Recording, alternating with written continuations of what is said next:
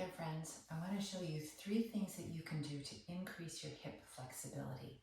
And we're always stretching our different muscles, but if you're focusing on a joint, shoulder joint or hip joints, that's really important because we're getting older and I want to remain flexible as long as I can.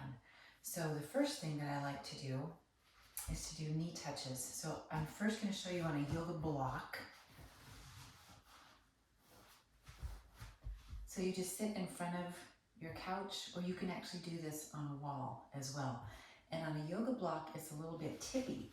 So notice my feet are really far apart, and you're just going to bring one knee down to the ground, or as close to the ground as you can get, and then the other knee down.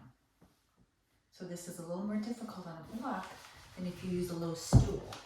So this is my grandson's potty training stool, and it's just the right height. So same thing, but on a stool, you're a little more stable. So you're bringing your glutes right to the edge, and then just bring down one knee and the other. And notice my back is nice and straight, so I'm not hunched over like this. This helps with the movement in the joint of your hips. And then after you've done that for a while, then you'll notice that you have a little bit more movement. Then you can do it just squatting down.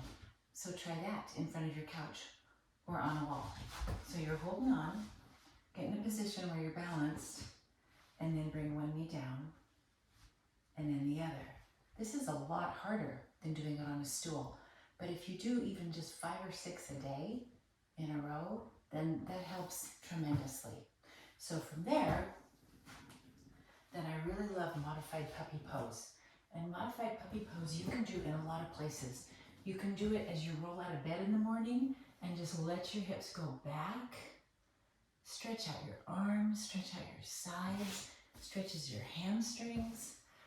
But to work on just your hips, then bend one knee. I'm going to bend my right knee, and my right hip is going to come down, and my left hip automatically tips up.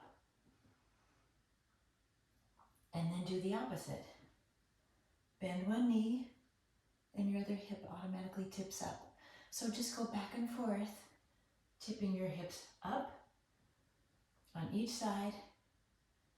Feel that glorious stretch in your inner thighs, and you can still continue to pull back from the couch and stretch your arms and your hamstrings and your shoulders.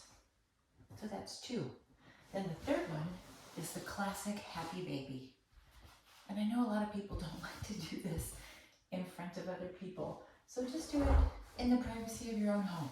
Just lay on your back, bring your knees up, flex your feet, and then your elbows go on the inside of your knees and hands go on the outside of your feet. Well, what if you can't do that?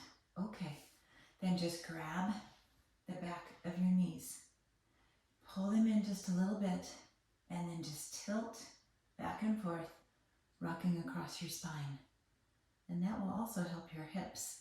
Once you feel like you're flexible enough to bring your elbows on the inside of your knees, you can also just do it in this position.